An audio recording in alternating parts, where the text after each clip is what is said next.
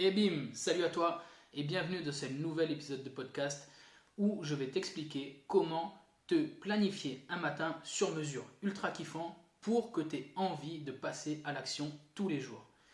Cet épisode est crucial parce que planifier son matin est crucial. Et pour que tu le comprennes très facilement, on va faire une petite mise en situation.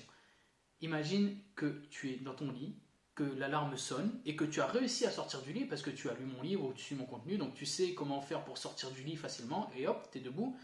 Sauf que tu n'as pas planifié ton matin. Donc tu sors d'un lit qui est tout chaud, tout moelleux, tu es dans une chambre où il fait noir, où il fait froid, tu es debout et tu ne sais pas ce que tu dois faire. Et tu es complètement perdu. Donc là, tu te retrouves face à une tentation énorme de retourner dans le lit parce que tout simplement tu n'as pas prévu ce que tu allais faire. Donc ton cerveau n'a rien sur quoi s'accrocher, il ne sait pas où aller. Donc tout ce qui arrive, c'est que la petite voix revient et te dit écoute, retourne dans le lit, on verra demain parce que là on ne sait pas ce qu'on va faire. T'as rien prévu de toute façon, allez, va dormir. Et c'est le piège. Il est vraiment hyper important que tu planifies ton matin parce qu'une fois que tu le fais, boum, ton cerveau, il sait très bien ce que tu dois faire, tu sais ce que tu dois faire, les affaires sont prêtes, tout est planifié, tu passes à l'action et ça avance et tu n'as pas envie de retourner dans le lit parce que tu as planifié un matin où tu sais que tu vas avoir des résultats, tu as planifié un matin où tu as mis des activités qui te font plaisir et tu sais que tu vas kiffer. Voilà pourquoi c'est hyper important de planifier ton matin. Et dans cet épisode, je vais t'expliquer comment planifier ton matin en 5 minutes chrono, en 5 étapes rapides. Ok ? Avant qu'on continue, il est important que tu aies à ta disposition ce que j'appelle la feuille de route. Si tu ne sais pas de quoi je parle, je t'invite fortement à écouter l'épisode numéro 28 où je t'explique ma méthode RMVM et où je t'explique comment obtenir cette liste d'objectifs quotidiens sur lesquels tu dois passer à l'action pour avancer vers ta vie maximale. Voilà. Alors, quelles sont les 5 étapes pour planifier un matin sur mesure ultra kiffant ? Ça, tu vas voir, ça va être très très simple. La première étape est de définir l'heure à laquelle ton matin se termine. Alors, c'est l'heure à laquelle, si tu veux, tu estimes que tu n'es plus libre de tes mouvements, l'heure à laquelle tu n'es plus seul, l'heure à laquelle tu ne peux plus être égoïste, ou tout simplement l'heure à laquelle tu es rattrapé par tes obligations. Par exemple, pour ma part, j'estime que mon matin se termine à 7 heures, parce qu'à 7 heures, mes enfants se réveillent et que je dois les préparer, les emmener à l'école, etc. Donc définis cette heure-là pour toi et tu verras, elle va nous servir un petit peu plus tard dans la méthode. La deuxième étape de la planification du matin consiste à choisir les activités que tu vas faire le matin. Et ensuite, elle consiste à déterminer combien de temps tu vas accorder à chacune de ces activités. Cette partie est super importante, elle est cruciale. Déjà, comment choisir les activités que tu vas faire le matin ? Eh bien, c'est très simple. Moi, je te propose de faire un mix de deux choses. À la fois les choses désagréables que tu n'as pas envie de faire et que je te propose de faire dès le matin, comme ça, c'est fait. Cette méthode se base sur la méthode du livre Avaler le crapaud, qui consiste vraiment à se dire que la chose qu'on n'a vraiment pas envie de faire dans la journée, eh ben on le fait dès le matin, comme ça, c'est terminé. Et je te propose de mixer cette activité qui ne te fait pas forcément plaisir ou que tu dois faire ou que tu dois te pousser un petit peu au cul pour faire, avec des activités qui te font ultra plaisir, de manière à ce qu'elles soient noyées dans la masse et que tu aies à la fois avancé sur quelque chose sur lequel tu dois avancer sans forcément avoir très envie, et ensuite tu te récompenses avec plein de choses qui te font ultra plaisir. Donc j'espère que tu as un petit peu des idées de ces activités que tu veux mettre en place. Ce que je te conseille également, c'est de ne pas choisir trop d'activités. Je te conseille d'en avoir 3 à 4 au maximum. Pourquoi ? Parce qu'on veut pouvoir leur allouer le temps nécessaire. On veut pouvoir donner le temps à ces activités pour pouvoir en retirer le maximum, pour pouvoir kiffer, pour pouvoir avancer de manière significative et surtout pour pouvoir rentrer dans l'activité si tu veux. Par exemple, là je vais te parler du livre Miracle Morning où l'auteur prône une méthode qui consiste à choisir 6 activités. D'ailleurs, tu ne les choisis pas puisqu'il te les impose, à faire 6 activités que tu fais chacune pendant 10 minutes. Sauf que, autant pour certaines activités, 10 minutes, ça sera très très bien, ça suffira.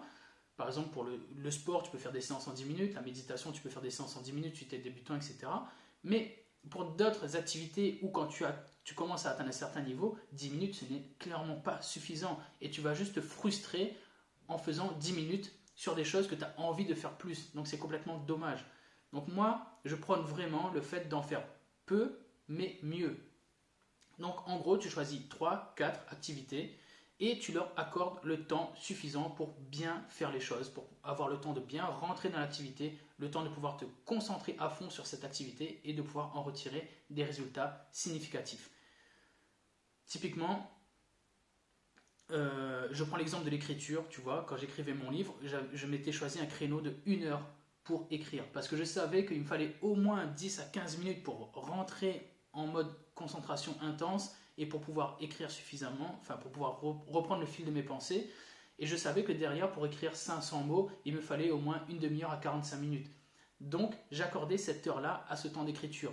Si je n'avais mis que 10 minutes d'écriture, j'aurais juste été frustré parce que j'aurais même pas eu le temps de rentrer à nouveau dans le flux de mes pensées. Tu vois ce que je veux dire? C'est pareil pour le sport. Moi, j'aime bien faire du sport, des séances qui durent 30 minutes. Je ne me vois pas du tout faire des séances qui vont durer 10 minutes et me frustrer parce que j'aurais pas pu faire ce que je veux réellement. Donc, deuxième étape de la méthode, choisis des activités qui sont sur ta feuille de route, des activités qui correspondent à des objectifs qui sont sur ta feuille de route. Mixe une activité qui ne te fait pas forcément plaisir. Dans mon cas, c'est les étirements par exemple. J'aime pas du tout faire des étirements, mais je me force de temps en temps à en faire parce que c'est important et je fais en sorte que ce soit inclus dans mon matin. Comme ça, je n'y échappe pas et c'est fait. Mais à côté de ça, je mixe avec plein d'autres activités qui sont top, comme la lecture ou répondre à des messages sur les réseaux sociaux, des trucs qui me font hyper plaisir, tu vois. Donc choisis 3-4 activités et choisis le temps qu'elles vont durer. En gros, tu vas choisir des activités, tu vas leur donner un certain temps et c'est pareil, tu les notes dans un coin et tu vas voir, on va s'en servir juste après. La troisième étape de la méthode pour se planifier un matin sur mesure consiste tout simplement à déterminer de combien de temps tu vas avoir besoin pour te réveiller complètement. Aussi simple que ça. Combien de temps il te faut pour sortir du lit et te dire ok, je suis opérationnel à faire mon matin. Est-ce qu'il te faut 20 minutes? Est-ce qu'il te faut 5 minutes? C'est aussi simple que ça dépend vraiment des personnes. Moi je sais que en 5-10 minutes c'est fait. Je me réveille, je vais me passer de l'eau sur mon visage, je bois 2 grands verres d'eau, je passe aux toilettes et hop, c'est terminé. Je suis opérationnel entre 5 et 10 minutes après mon réveil. Voilà. Donc détermine ce temps-là pour toi et c'est pareil, on va le noter dans un petit coin. La quatrième étape de la méthode de planification d'un matin sur mesure consiste tout simplement à déterminer de combien de temps tu auras besoin pour passer d'une activité à l'autre. C'est ce que j'appelle des switches d'activité. Donc en gros, si par exemple tu passes d'une activité méditation à sport, est-ce qu'il te faut 5 minutes pour mettre tes baskets? Est-ce qu'il t'en faut 2 ou 3? Ou est-ce que tu veux prendre plus de temps pour faire quelque chose entre temps? Est-ce qu'il te faut 10 minutes? C'est aussi simple que ça. Choisis et détermine le temps qu'il te faut pour passer d'une activité à l'autre pour les activités que tu as choisies dans l'étape numéro 2. Et là, c'est pareil, ces petits temps, tu les notes sur le côté et tu vas voir qu'on va s'en servir juste après, et bien dans l'étape suivante, l'étape numéro 5. L'étape numéro 5, elle est ultra facile, elle consiste simplement à faire un rétro-planning à partir du moment où ton matin se termine.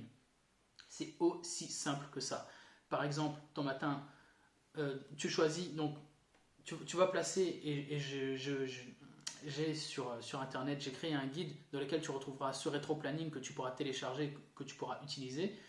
Tu pourras placer donc sur ce rétro-planning l'heure à laquelle ton matin se termine. À partir de là, donc tu places donc tes blocs de temps qui correspondent aux activités que tu as choisies en étape numéro 2. Donc, par exemple, je prends un exemple complètement au hasard. Supposons que ton matin se termine à 8 heures. Supposons que dans ces 8 heures, tu aies envie de faire 30 minutes de lecture, que tu as envie de faire 30 minutes de sport, que tu as envie de faire 20 minutes de méditation et que tu as envie de prendre 20 minutes pour te préparer, te faire beau, te faire belle. Supposons que tu aies besoin de 5 minutes entre chacune de ces activités et supposons que tu aies besoin de 10 minutes pour te réveiller complètement. Ok, donc ton matin se termine à 8 heures. La dernière activité que tu vas faire avant la fin de ton matin, je suppose que ça va être te préparer. Donc, on va mettre le bloc de temps de 20 minutes de se préparer. Ensuite, en rétro-planning, on remet encore donc le switch d'activité, 5 minutes pour passer de l'activité précédente, celle où tu te prépares, à celle où tu te prépares. Donc là, supposons que ce soit de la méditation pour retour au calme après le sport. Avant la méditation, donc le sport. Et avant le sport, tu as fait de la lecture. Voilà. Et avant la lecture, donc tu as mis ces 10 minutes que tu prends pour toi pour te réveiller complètement. Donc, en gros, on fait le rétro-planning et en plaçant en fait tous ces blocs de temps-là, tu vas arriver tout simplement à l'heure à laquelle il faut que tu te réveilles. C'est aussi simple que ça. Donc, ici, si on fait le compte, j'avais dit donc 30 minutes de lecture, 30 minutes de sport, 20 minutes de méditation, 20 minutes pour se faire beau, 5 minutes entre chaque activité. Donc là, on est à 1h55, plus 10 minutes pour se réveiller complètement. On est à 2h05. Si ton matin se termine à 8h, il faut que tu te réveilles à 5h55. Et voilà, tu as ton heure de réveil, tu as ton matin qui est planifié, tu sais exactement combien de temps ça va prendre pour te réveiller, tu sais que tu vas faire ensuite de la lecture, tu sais que ça va prendre 5 minutes pour changer d'activité, pour faire du sport, tu fais 30 minutes de sport, tu sais que ça va prendre 5 minutes pour t'essuyer, pour reprendre un petit peu ton souffle. Au bout de 5 minutes, tu fais de la méditation pendant 20 minutes.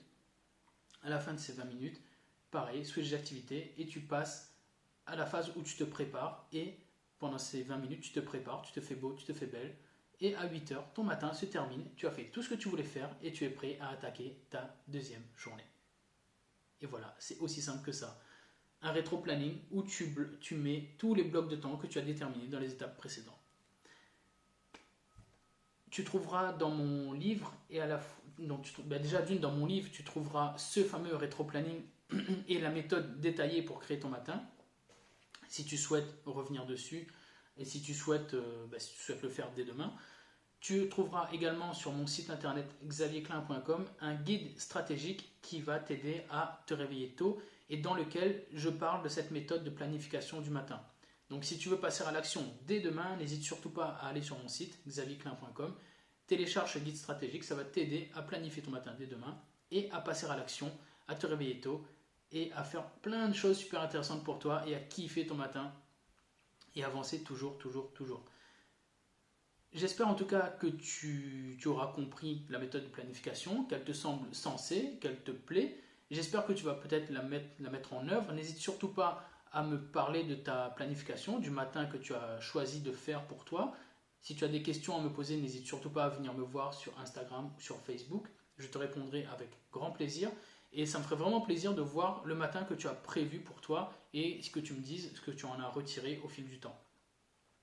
Si toutefois tu as besoin d'aide un peu plus poussée et si tu veux que je t'accompagne pour vraiment reprendre le contrôle de ta vie à travers le contrôle de tes matins, parce que crois-moi, tu peux reprendre le contrôle total de ta vie à travers tes matins, également n'hésite pas à me solliciter. On pourra faire le point ensemble. Je peux même te réserver un appel pour qu'on en discute, pour qu'on voit comment et si je peux t'aider et pour qu'on aille plus loin ensemble. En tout cas, ça m'a fait très plaisir de partager cette méthode de planification avec toi. J'espère qu'elle va t'apporter des résultats. Et si cet épisode de podcast t'a plu, n'hésite surtout pas à le partager si tu penses qu'il peut apporter de l'aide à tes proches ou à tes amis. Et n'hésite surtout pas également à mettre une évaluation sur Apple Podcast et sur toutes les plateformes tu peux mettre une évaluation d'ailleurs. Ça m'aiderait moi-même et ça aiderait le podcast à se faire connaître. Et en tout cas, toutes les ressources dont je t'ai parlé, je te les mets en description du podcast et en description sur YouTube. Donc n'hésite pas à aller voir ça. Et écoute, d'ici le prochain épisode, je te souhaite une très belle journée et je te dis à bientôt. Salut.